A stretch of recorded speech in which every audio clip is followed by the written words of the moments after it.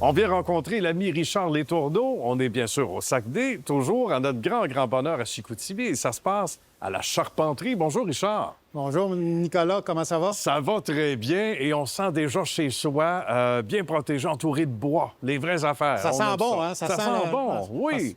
Ça sent bon en entrant, puis on se sent déjà bien accueilli.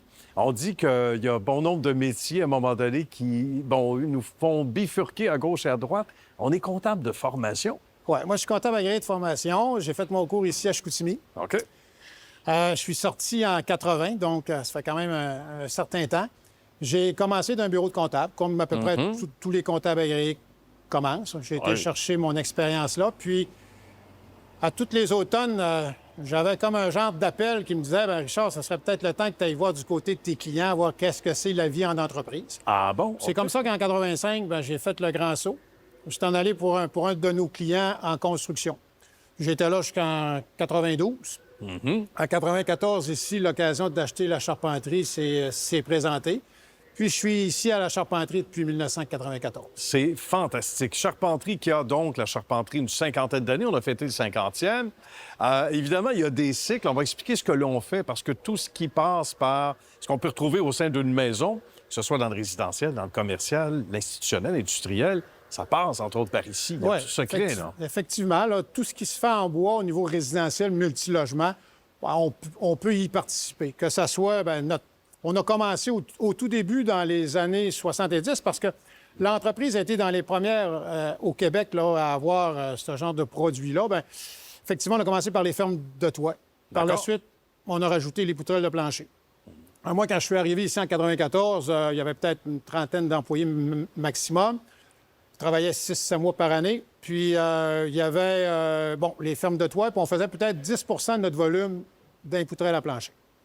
Là, on a commencé à vendre plus de notre produit, à faire plus d'intégration au niveau de où on vendait des fermes de toit, de forcer pour vendre aussi les poutrelles de plancher. Oui, puis par la suite, je te dirais, fin des années 90, début des années 2000, on a commencé les murs. D'une façon très artisanale. Puis là, au fur et à mesure que la demande, s'est agrandie, s'est améliorée, effectivement, là, on s'est mécanisé, automatisé. Puis là, effectivement, là, on a les 3 produits majeurs, là, qui sont les fermes de toit, poutrelles à plancher, puis les murs. Et ce qui est assez intéressant, merci, on ne pourra pas s'en plaindre ici, mon cher Richard, c'est que le bois a la cote de plus en plus. Il y a un retour aux vraies affaires, au bois. D'abord, pour contrer les GES, première des choses. Ressources renouvelables, quoi qu'on en dise, quand on s'est planté des arbres au moment où on en coupe, et plus que ce qu'on enlève, évidemment, ce qu'on retire.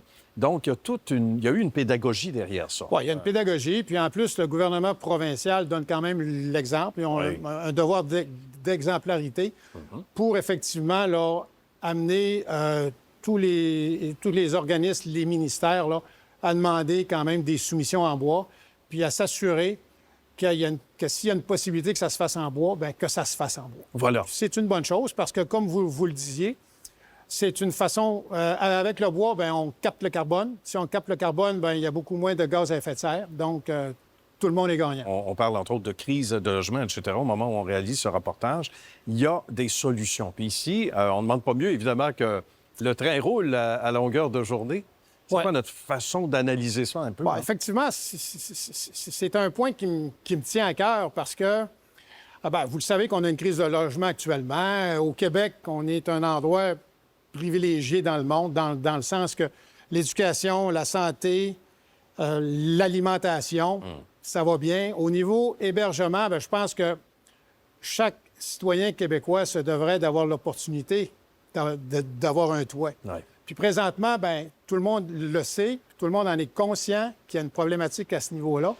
Mais on voit qu'il y a des actions qui veulent être mises en marche pour dans 1 an, dans 18 mois. Mais ce qui est important, c'est maintenant. C'est ça. Moi, là, quand je voyais en janvier 2024, on avait une problématique de logement. On en entendait parler dans les journaux à tous les jours. Puis nos usines travaillaient à 20-25 de capacité. On a été capable, en 2022-2021, de faire 70 000 mises en chantier. Puis l'année passée, on en a fait 39 000 pour moi, là, je trouve ça déplorable que présentement, qu'on ne soit pas capable d'utiliser notre infrastructure à 100 Puis avec les nouvelles techniques, maintenant, on est capable de travailler 12 mois par année. On fait les fondations en novembre, en décembre, puis on est capable de construire en janvier, février, mars. C'est là qu'il faut effectivement que les gens soient capables d'être proactifs, puis dès janvier 2025, c'est important. Parce que présentement, on n'a pas besoin de programme en juillet puis en août. L'ouvrage, il y en a pour tout le monde. Mais ce qui est important, c'est que les gens soient capables de se parler ensemble, d'avoir une bonne coordination qui va faire que janvier, février, mars, on est capable de produire puis on est capable de construire. Puis ça, ça va permettre d'avoir des logements pour tout le monde. Parce que dans les si on dit que cette année, qu'on a... Écoutez, c'est 30 000 logements de moins qu'on a fait en 2023 qu'en 2021. C'est un non-sens. Puis en amont, on aurait dû pouvoir prédire la chose selon plusieurs observateurs. Avec les mêmes équipements, on ne parle pas de pénurie de main-d'œuvre. On les a. Puis la problématique, c'est que nous, après ça, c'est qu'il faut quand même s'organiser pour garder notre main-d'œuvre pendant l'hiver. Exact.